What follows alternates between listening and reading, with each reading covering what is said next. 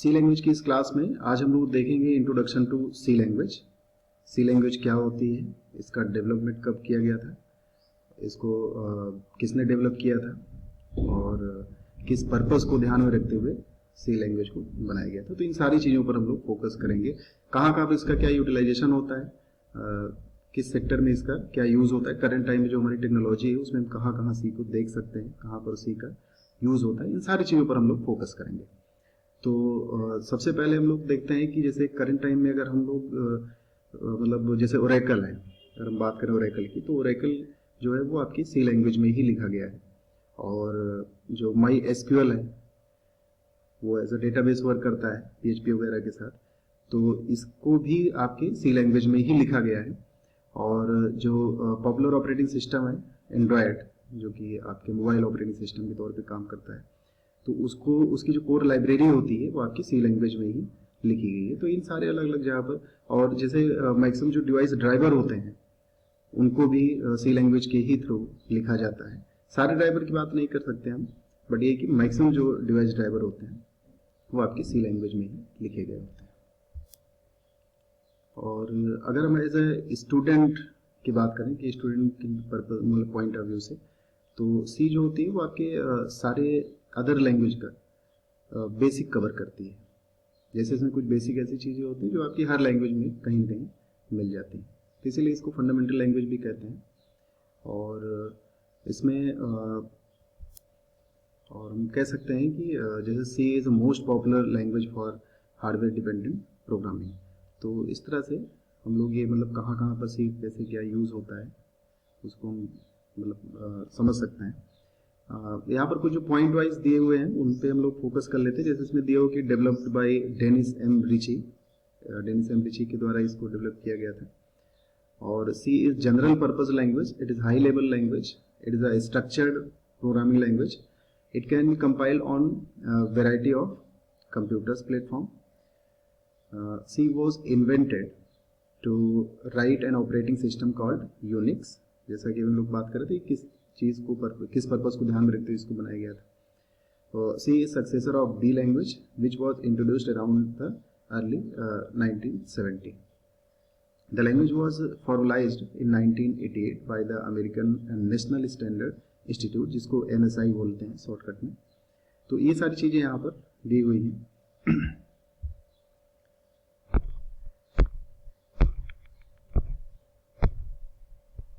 तो इस पे अगर हम लोग फोकस करें तो सबसे पहले सी लैंग्वेज में जो फंडामेंटल में आता है वो आता है character set for of C language. तो character set of C language में दिया हुआ कि a character denote any alphabet, digit और special symbol used to represent information. ठीक है, मतलब ये करेक्टर भी हो सकता है, स्पेशल सिंबल भी हो सकता है, राइट, जो कि इंफॉर्मेशन को रिप्रेजेंट करता है अलग अलग नीड के बेस पर और अलग अलग इंफॉर्मेशन की कैटेगरी के बेस पर। तो जैसे इसमें दिया हो कि अल्फाबेट में कौन कौन से मतलब यूज हो सकते हैं, तो अल्फाबेट जाहिर सी बात अल्फाबेट तो एक ही होता है, ए बी मतलब कैपिटल में यहाँ पर दिया हुआ है ए टू जेड या फिर स्मॉल में ए टू जेड। डिजिट में 0 to 9 सपोर्ट करेगा।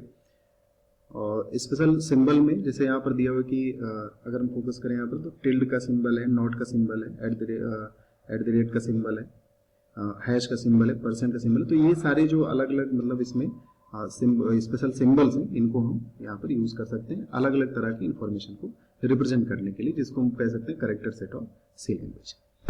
Variable and identifier, C language में वेरिएबल यूज होता है। वेरिएबल क्या होता है? Variable is a location in memory where data can be stored. But variable जो होता है वो कोई भी डेटा टेम्परेरली अपने अंदर स्टोर करता है, कोई भी डेटा परमानेंट स्टोर नहीं कर सकता है।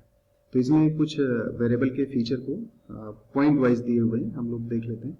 It is a memory allocation area name, variable used to store some form of data, different type of variable require different amounts of memory। मतलब अलग अलग तरह के वेरिएबल जो आप बनाते हो अलग अलग नेचर के, जैसे करेक्टर है, इंटीजर है या फ्लोट है, तो उसमें वो अलग अलग तरह की मेमोरी साइज वगैरह ऑक्यूपाई करता है। The value of the C variable may get change in the program. C variable might be belonging to any of the data type like जैसे कि मतलब int है, float है या फिर character है। अब वेरिएबल बनाने के यहाँ पर कुछ रूल्स दिए हुए हैं। तो rules for constructing variable name, variable को बनाने के कुछ रूल हैं। जैसे देखिए दो चीज़ें होती हैं, एक होता है रूल होता है और एक होता है कन्वेंशन होता है। जो रूल होता है उसको फॉलो करना कंपलसरी होता है, और जो कन्वेंशन होता है वो लाइक सजेशन होता है, जिसको आप फॉलो कर भी सकते हैं या नहीं भी कर सकते। वो एक मतलब कि वेल फॉर्मेटेड फॉर्म में होता है, वेल फॉर्म में होता है, वेल मैनर्ड फॉर्म में होता है। बट ये कि कन्वेंशन के कारण कभी एरर नहीं आती है, बट अगर आप रूल नहीं फॉलो करोगे तो आपके प्रोग्राम में एरर आ सकती है। तो जैसे इसमें कुछ रूल्स दिए हो कि variable name must begin with letter और अंडरस्कोर।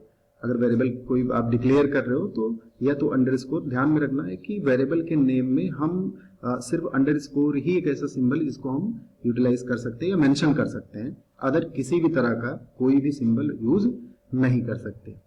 ठीक है, ये उस सिचुएशन में है कि जैसे अगर दो वर्ड है, जैसे मान लीजिए हमने एक वेरिएबल बनाना है स्टूडेंट नेम, तो स्टूडेंट और नेम ये दो अलग अलग वर्ड हैं, राइट। अब इन दोनों वर्ड के बीच में अगर हम चाहें कि एट द रेट लगा दें या अननेसेसरी स्पेस दे दें तो ये सब एरर बताएगा, राइट। अगर हम यूज करना चाहते हैं तो उसके लिए हमें क्या यूज करना पड़ेगा, अंडरस्कोर यूज करना पड़ेगा। तो या हम अगर किसी वेरिएबल का नाम किसी सिंबल से स्टार्ट करना चाहते हैं तो वो सिंबल जो सपोर्ट करता है वो सिर्फ अंडरस्कोर ही सपोर्ट करता है, बाकी और कोई सपोर्ट नहीं करता। अगर हम किसी अदर सिंबल को यूज करेंगे तो एरर बताएगा, ठीक है। तो वही दिया हो कि variable name must begin with letter और अंडरस्कोर, ठीक है। या तो करेक्टर से स्टार्ट होना चाहिए और या फिर अंडरस्कोर से स्टार्ट होना चाहिए, ठीक है। अदर कोई सिंबल नहीं अलाउ है।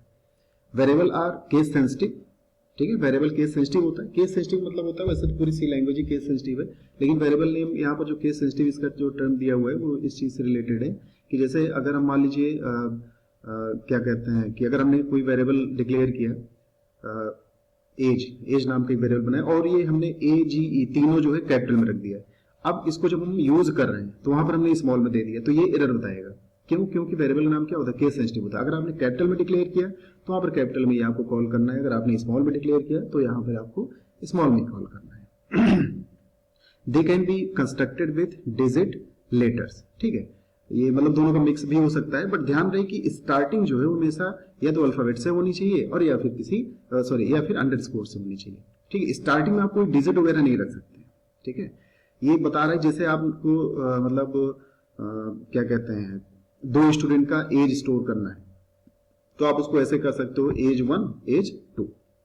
बट अगर आप चाहो कि 2 एज या 2 मतलब 1 एज और 2 एज लिख कर दें, तो चूंकि 1 से स्टार्ट हुआ है तो वेरिएबल का नाम कभी स्टार्टिंग में डिजिट अलाउ नहीं करता है। हाँ, दोनों को मिक्स कर सकते हैं, राइट। मिक्स करने का मतलब ये हुआ कि नंबर 1, ठीक है, एज 1 या नेम 1, किसी भी तरह का मतलब डिजिट को लगाना है तो लास्ट में लगा सकते हो, मिड में लगा सकते हो, बट स्टार्टिंग में नहीं लगा सकते, ठीक है। No special symbol are allowed other than underscore, अभी हमने डिस्कस किया था। There is no rule on how long an identifier can be, however you may run into problem in some compiler if the identifier is longer than 31 character, clear.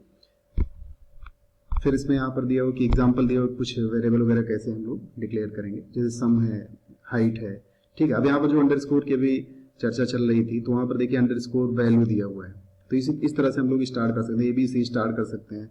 और जो digit की बात करते हैं यहाँ पर लास्ट में देखिए तो यहाँ पर दिया हुआ है ये मोबाइल 1 स्टार्ट कर, बट अगर अभी यही चीज 1 मोबाइल होता तो ये एरर बताता है, ओके।